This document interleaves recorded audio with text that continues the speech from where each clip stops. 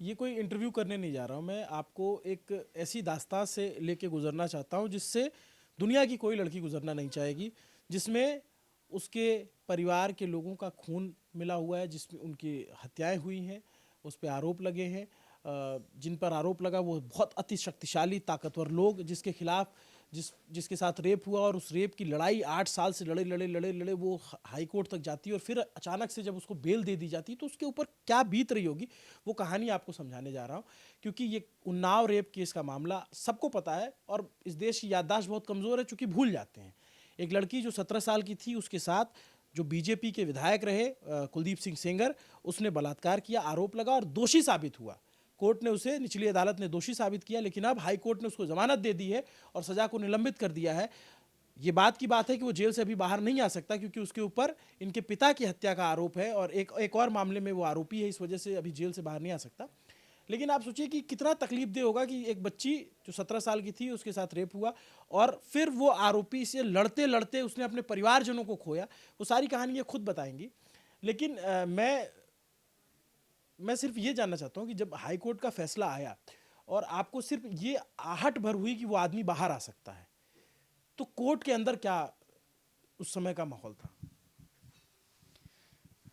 मैं कोर्ट में उस टाइम थी, प्रेजेंट थी, मैं और मेरी मदर।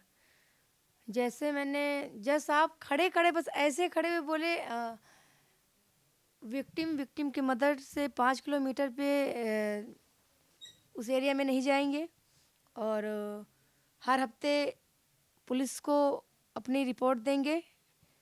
तो ये कहाँ का न्याय है? जज साहब तो पैसा लेके न्याय सुनाए हैं ना, कि एक रेप पीड़िता की बात ना सुन के, रेप के आरोपी की बात, वकीलों की बात सुन के ऐसा किया गया है। बहुत मेरे साथ अन्याय हुआ है, मेरा परिवार खो गया है। अभी किसी की तेरवी नहीं हुई। हमारे चाचा ने क्या किया था भैया? ना रेप किया, ना गलत किया, उनको अभी भी जेल में कर रखा 7 साल से, ना पैरोल ना बेल ना कुछ। पत्नी की दाह संस्कार करने के लिए सिर्फ एक दिन के लिए आते हैं, फिर जेल में कर दिया जाता है। तो कहाँ का न्याय? ये तो माननीय प्रधानमंत्री जी को देखना चाहिए कि मेरे चाचा जेल में हैं, घर में कोई सदस्य नहीं है। माननीय मुख्यमंत्री जी को देखना चाहिए कि अन्याय हुआ। एक रेपिस्ट को बेल पैरोल सब कुछ मिल रही है, और गरीब का इलाज हो रहा है जेल से, लेकिन बड़े लोगों का इलाज पैरोल बेल पे हो रहा है, ताकि बाहर सेटिंग कर सकें सब जगह। मैं जैसे ये ना बहुत सारे लोग चीज़ें भूल जाते हैं, मैं आपको उस तकलीफ से गुजारना नहीं चाहता, लेकिन लोगों की याददाश्त के लिए, कि जो लोग गाहे बगाए उस आदमी का समर्थन कर रहे हैं, उनकी याददाश्त के लिए, ये आप जब 17 साल की थी तो इनके घर पे आपको काम करने जाना था या क्या हुआ था? कुछ नहीं, वो एक लेडीज थी, वो बगल की भाभी लगती है, उन्होंने बोला कि आओ यहाँ, कोई लेडीज बोले कि आओ बेटा यहाँ तक चलते हैं साथ में। तो भैया आप ये कि सपोज बताइए कि क्या करेंगे, जाएंगे ना? मुझे थोड़ी पता कि ये कराने, क्योंकि वो भी 2 साल की सज़ा काटी है सीतापुर जेल में। 30 जारी कोर्ट में सुप्रीम कोर्ट के ऑर्डर से केस ट्रांसफ़र हुआ सारा, और उसके बाद में यहाँ फिर सीबीआई की सरकारी गवाह क्यों बन गए? क्योंकि सच है ना, सच है। उन्होंने बोला कि हमें बुलाया, हम लेके गए। मुझे नहीं पता था ना कि एक बहन बेटी के साथ में कुलदीप सिंह सेंगर रेप करेंगे, मुझे नहीं पता था। और हमने क्या वो किया, तो उनको छोड़ दिया गया है। फिर उसके बाद आपके पिता की भी मौत हुई जेल में? मेरे पिता को पहले मारा, हाँ, उनकी मौसी बोलती कि मेरा बेटा बाइयत बरी होके आएगा, और ये है। तो उनकी मौसी को, सरोज जी को दिखता नहीं था, अंधी थी उस टाइम। मेरे पिता को कोई आतंकवादी आके नहीं मारा था, कोई रोड का आदमी आके नहीं मारा था। उन्हीं के भाई कुलदीप सेंगर ने ही मरवाया था, अपने भाई से बोल के। अब पुलिस प्रशासन एसपी के पास बैठ के पूरी ताकत लगा दिया। एक आपके ही भाई हैं जो न्यूज़ से हैं, वीरेंद्र यादव, पहले फैमिली की सुरक्षा हटती, फिर पैरोकारों की सुरक्षा हटती, गवाहों की सुरक्षा हटती। उसके 2 दिन बाद भैया वीरेंद्र यादव पे गैंगस्टर कुलदीप सिंह सेंगर जेल से लगवाते अवधेश सिंह से। वो एडवोकेट हैं उन्नाव के। गैंगस्टर लगवाते, 50 दिन जेल में रखते उस बंदे को, और उसको टॉर्चर करते हैं लाइट से, करंट से, बोलते हैं हीटर में चढ़ के वॉशरूम करो। और पुलिस प्रशासन को शर्म नहीं आई ऐसे आदमी को टॉर्चर करना। और आपकी दो मौसियों की भी जान गई एक्सीडेंट में, जी, आपका साथ भी एक्सीडेंट हुआ था, क्या हुआ था, कब हुआ मेरे था? मेरे भी साथ एक्सीडेंट हुआ है। मेरे भी हाथ पैर में, पूरे शरीर में, मतलब पूरा शरीर फ्रैक्चर है, हाथ पैर में रॉड पड़ी हुई। शरीर में 250 टाँके लगे हुए हैं। अंग अंग मेरा टूटा हुआ है। सरकारी इलाज हो गया तो इसका मतलब ये थोड़ी है कि कभी लाइफ में हमें दिक्कत नहीं आएगी भैया, क्योंकि हमेशा इंसान जवान नहीं रहता है। कभी उसकी एज बढ़ेगी, इंसान ढलेगा, बुढ़ापा आएगा। मेरे मेरे दिल से पूछो कि हमारे शरीर में क्या बीतेगी उस टाइम। मैं तो उठ के पानी भी नहीं पी पाऊंगी भैया, ऐसा दिन आएगा। आपका एक्सीडेंट हुआ था या फिर इन्होंने, आपको लगता है कि इन लोगों ने आपको मारने की कोशिश की थी? उनकी मौसी बोलती है कि रोड एक्सीडेंट तो होता रहता है, लेकिन रोड एक्सीडेंट होता है तो तरीके से होता है ना। नंबर प्लेट तो दिखता है हर जगह। ये नहीं कि ट्रक में नंबर प्लेट में कालिक पोत दी जाती है। ऐसा नहीं होता दुनिया में। दुनिया में भी एक्सीडेंट होता है। मैं सरोज से यही बात पूछना चाह रही हूँ सर, उनकी मौसी से, कि एक्सीडेंट, रोड एक्सीडेंट होता है तो कालिक पोत के होता है या नंबर प्लेट दिखता है तब होता है? मैं उनसे यही सवाल करूंगी। उसमें आपके 2 परिजनों की जान गई थी। परिवार की जान गई, अभी किसी की 13वीं नहीं हुई भैया। मेरे पिताजी की आत्मा भटक रही है 2018 से। अब जोड़िए कितने साल हो गए, 5 ये रख लो, 3 और रख लो। जितने साल संघर्ष करते चलिए उतने साल मेरे पिता की आत्मा भटक रही है। और एक उसमें दिख रहा है कि कुलदीप सिंह सेंगर की बेटी की शादी हुई, यूपी के पूर्व सीएम के पोते से शादी हुई है। आप बताइए, वो जज को ताकत लगा लें सबको, हम जनता से और मीडिया से ताकत लगाएंगे, हमें न्याय मिलेगा। तो ये जब ये हाई कोर्ट से ज़मानत मिली तो उसके बाद आप लोगों के वकीलों ने ये एक पैरवी की कि अब सुप्रीम कोर्ट जाएंगे? जी, पैरवी की है। और सीबीआई, आपका केस तो सीबीआई लड़ रही होगी? सीबीआई भी है और मैंने वकील भी कर रखा है, लड़ रहे हैं। अगर आज सीबीआई अगर सही से केस लड़ती तो आज कुलदीप सिंह सेंगर को जमानत ना मिलती, क्योंकि इसमें सीबीआई का आईओ मिल चुका है। वो भी जज साहब के तरीके पैसे खाए हैं, खूब पैसा खाया है। क्योंकि इंसान खाना खाता है, लेकिन जज साहब, दोनों जज साहब और सीबीआई का आईओ वैसे पैसा खाया है। बहुत गंभीर आरोप लगा रही हैं जजों पे। निचली अदालत में धर्मेंद्र शर्मा पे, जज पे मैं क्यों आरोप नहीं लगा रही हूँ? क्योंकि उनको सब कुछ देखते हुए उस इंसान को उम्र कैद की सजा सुनाई है। तो हाई कोर्ट के जज सुप्रीम कोर्ट के जजों से ऊपर नहीं हो गए, कोई प्राइम मिनिस्टर नहीं हो गए। वो भी जज की पढ़ाई पढ़े होंगे। एक बेटी के साथ रेप हुआ, उसके साथ अन्याय हुआ, जज साहब ने मेरी बात सुनी,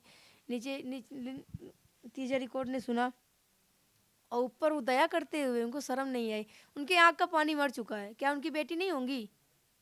उन्हें भी शर्म आनी चाहिए जज साहब को। तो आप कल्पना नहीं कर सकते इस केस की गंभीरता कि ये रेप विक्टिम है और इतना मुश्किल हो गया इनके लिए केस लड़ना। जज साहब के ऊपर एलिगेशन उठा रही हूँ। जज साहब मुझे जेल भेजे ना, क्योंकि मैं बहस होती थी ना, मैं कोर्ट पे अवेयर रहती थी हमेशा। और बहस पे अपने बच्चे, नवजात बच्चे छोड़ छोड़ के अपनी विकलांग सास के पास, एक पैर की है, उन बच्चों के पास सुरक्षा नहीं है। मैं आती हूँ, मेरे पास सुरक्षा है, हम सुरक्षा लेके आते हैं। ना तो मेरे परिवार में सुरक्षा है, ना तो मेरे पैरोकार, मेरे गवाहों के पास सुरक्षा है, ताकि गवाह पैरोकार कमज़ोर कर दिए जाए कुलदीप सेंगर को छोड़ के।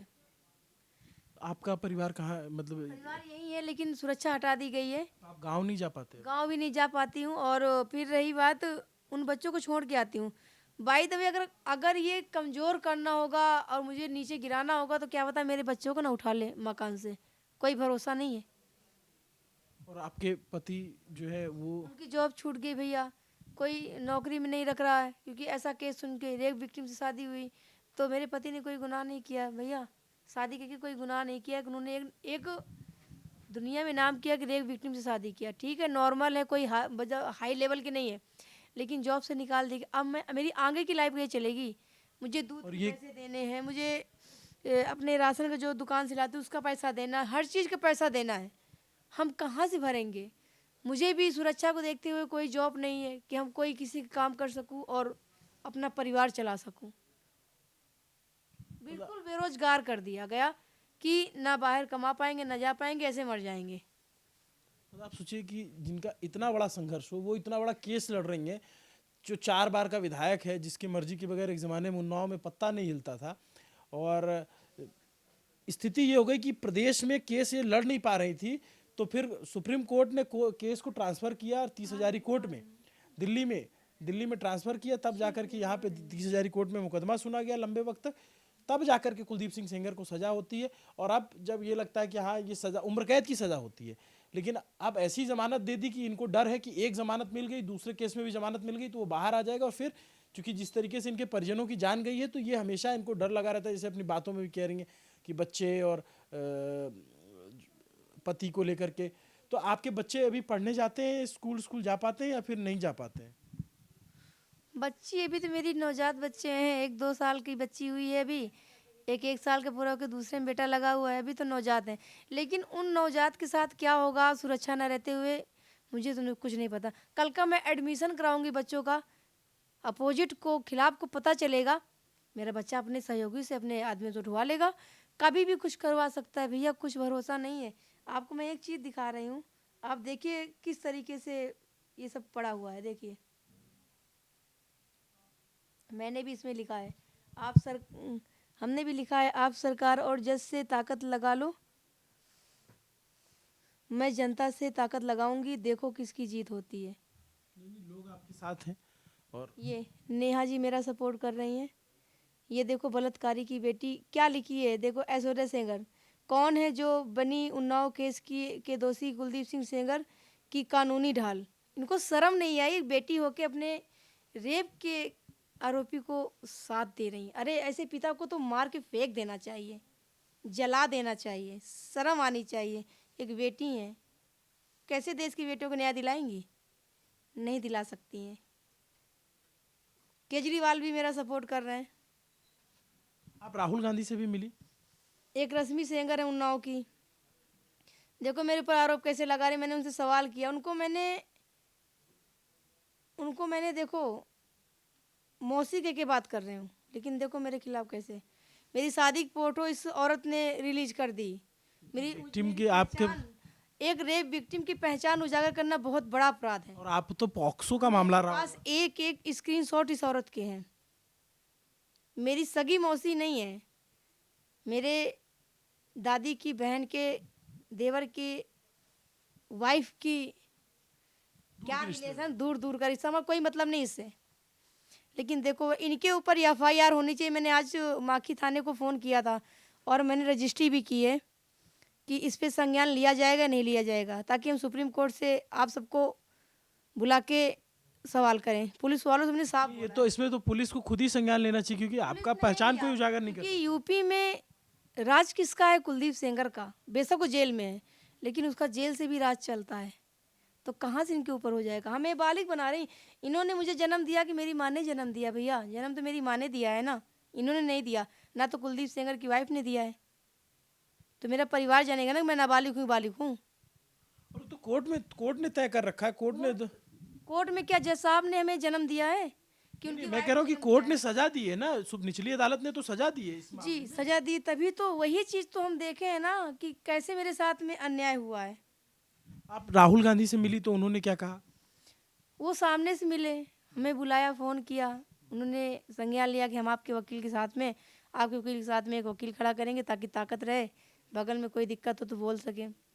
मुझे पूरा, मैं आपका सपोर्ट करता हूँ, मैं आपको न्याय दिलाऊंगा, आप परेशान मत होइए बेटा। हम इतना बोले हैं वो, क्योंकि मेरे सर के उस पे बोले हैं, सर आपके सर ही बहस करेंगे, बट हम आप ताकत खड़ी करेंगे साथ में। और आपने प्रधानमंत्री से मिलने का वक्त मांगा? वक्त मांगा है, हमसे मिले, मैं अपनी दिल की बात तो बता सकूं भैया। सुप्रीम कोर्ट से उम्मीद है आपको कि सुप्रीम कोर्ट से न्याय मिलेगा आपको? सुप्रीम कोर्ट से आंख बंद करके उम्मीद है कि हमें न्याय मिलेगा, न्याय मिलेगा, क्योंकि सुप्रीम कोर्ट ने हमें न्याय दिया है और न्याय होगा वहाँ पे। एक बात बताइए, जैसे आपको तो सीआरपीएफ की सुरक्षा मिली हुई है, उसके बावजूद ये जो फैसला आया 5 किलोमीटर दूर रहने का, तो इसमें आपको इसके बावजूद डर लगता है? जी डर है, हमेशा के लिए डर है, लाइफ टाइम के लिए डर है। कभी भी किसी भी टाइम कुछ भी कर दिया जा सकता। एक बार सुरक्षा हटा के देखो ना, अभी सच्चाई दूध दूध पानी पानी सामने आ जाएगा। जांच तो होती रहेगी भैया, लेकिन हमारी जान इस दुनिया में नहीं रहेगी, भटकती रहेगी बस, आवाज़ बनी रहेगी बस। आवाज़ बन, जैसे निर्भया की आवाज़ बनी है वैसे आवाज़ बनी रहेगी बस, लेकिन हम दुनिया में नहीं दिखेंगे। नहीं, आप चिंता मत कीजिए, आपको पूरा देश आपके साथ है और आप आपको पूरी सुरक्षा सरकार भी देगी और सरकार के लोग भी सुन रहे हैं, ऐसा नहीं है। मुझे सरकार से भी अपील है कि हमें न्याय दिलाएं। हम सबसे अपील कर रहे हैं कि हमें न्याय दो। ये घोर अंधेर हुआ है हमारे साथ, घोर अन्याय हुआ है, बहुत बड़ा अन्याय हुआ है। ऐसे रेपिस्ट को जमानत देना। आसाराम राम रहीम की तो वो तो 20-20 साल सजा काटे हैं। वो भी हम तो सुनते हैं न्यूज में कि एक दिन के लिए पैरोल मिली है इलाज के लिए, और कोर्ट ही खारिज करके उनको जेल भेज देता है। लेकिन ऐसे इस इंसान को कैसे जमानत मिल गई, हम तो, मेरे रोए काँप रहे हैं। हम तो अगल बगल से मुझे डर लगता है, हम निकलते मुझे शर्म आती है। ये आपको शर्म नहीं आनी चाहिए, आप बहुत बहादुर हैं। आप 8 साल से आप एक मिसाल पेश कर रही हैं कि इतने ताकतवर विधायक के खिलाफ आप लड़ रही हैं, दिल्ली तक लेके उन्नाव से। आप बहुत सामान्य परिवार से आप बता रही हैं, आपके पास खाने तक का संकट हो रखा है इस समय, परिवार पति के पास आपकी नौकरी नहीं है और इतनी बड़ी लड़ाई लड़ गई। तो ये मतलब मजाक बात नहीं, इसमें कितना लोगों का संघर्ष है और आपके वकील आपके साथ हैं। जी, मेरे वकील मेरे साथ हैं, सब कोई मेरे साथ। मैं कह रही हूँ रोड से कुत्ते हटाए जा रहे हैं, उन कुत्तों को ना हटा के उन रेप के आरोपियों को हटाया जाए ताकि देश की बेटियां बच सकें। उन कुत्तों को ना हटाया जाए, क्योंकि कुत्ते ही आदमी तो है नहीं कि बोल सकें। वो अपनी आवाज़ में जनता को बुलाते हैं, आइए इस बेटी के साथ में अन्याय हो रहा है, इस इंसान के साथ में अन्याय हो रहा, आके बचाइए। ये होता है। कुत्तों से हमें भी प्यार है, कुत्ते ही हमारे लिए सेफ्टी है। तो आपको क्या लगता है कुलदीप सिंह सेंगर को कौन बचा रहा है, उसके पीछे कौन है? कुलदीप सिंह सेंगर को ब्रजभूषण शरण सिंह, खुल के नाम ले रही हूँ मैं, आके ब्रजभूषण शरण मेरे पर अटैक करवा दें, मुझे मरवा दें, ताकि नाम तो उजागर होगा, उनको भी तो घसीटा जाएगा, उन्हें भी तो फी होगा। एक तरफ तो बच गए, लेकिन हमारे ऊपर अटैक कर दें, आके मार दें मुझे। लेकिन अगर हमें मारा जाता है लाइफ में कभी भी, मेरे बच्चों को कोई तकलीफ नहीं होनी चाहिए, इतना मैं हाथ जोड़ के रिक्वेस्ट करती हूँ। मेरे बच्चों को टॉर्चर नहीं किया जाएगा, बस ना करे, मेरे यही हाथ जोड़ के रिक्वेस्ट है। बात करना अपने आप में बहुत तकलीफदेह है कि एक महिला जो अपने न्याय के लिए लड़ाई लड़ रही है और वो इस बात की आशंका बार बार जता रही है कि उसको मारा जा सकता है, उसकी हत्या की जा सकती है, और वो तमाम लोगों पे गंभीर आरोप भी लगा रही हैं और ये भी दुआ कर रही है, अपने बच्चों की सलामती की दुआ कर रही हैं। मतलब हम अपनी तरफ से तो ज़्यादा से ज़्यादा यही कर सकते हैं कि जहाँ तक बात पहुँचेगी वहाँ तक आपकी बात पहुँचाएंगे, और निश्चिंत रहिए, आपकी आवाज़ को हम लोग दबने नहीं देंगे, हम लोग रुकने नहीं देंगे। और जो भी लड़ाई है, मैं आपके वकील साहब से भी मिलूंगा, उनसे भी बात करूंगा, और मैं उनसे भी, आपके वकील साहब से बात करूंगा, वो लंबी लड़ाई लड़ रहे हैं। और आप बिल्कुल धैर्य रखिए, बिल्कुल आप डरिए मत, आपको सुरक्षा मिली हुई है, आप निश्चिंत रहिए। मतलब मैं अपनी तरफ से ये कहना, निश्चिंत रहना बड़ा बहुत कठिन लग रहा है। हो सकता है मैं अपने सर से पूछ के मैं प्रोटेस्ट कर सकूं, और अच्छा, प्रोटेस्ट नहीं करने दिया गया आपको अभी कर नहीं रही हूँ, लेकिन मैं सर से इजाज़त लेके करूँगी। वकील साहब से? जी। तो ये पूरी बातचीत उन्नाव रेप केस की विक्टिम उनके साथ में, ये पूरी बातचीत आप इनकी व्यथा को समझ सकते हैं इससे। नमस्ते, अभिनव पांडे नाम है मेरा, कैमरे के पीछे मेरे साथ थी तौफीक है, शुक्रिया। पूरी बातचीत पे क्या आपका राय है, कमेंट करके ज़रूर बताइए। इस फैसले पर आप क्या सोचते हैं, क्योंकि ये फैसला अपने आप में न्याय व्यवस्था पर सवाल उठा रहा है।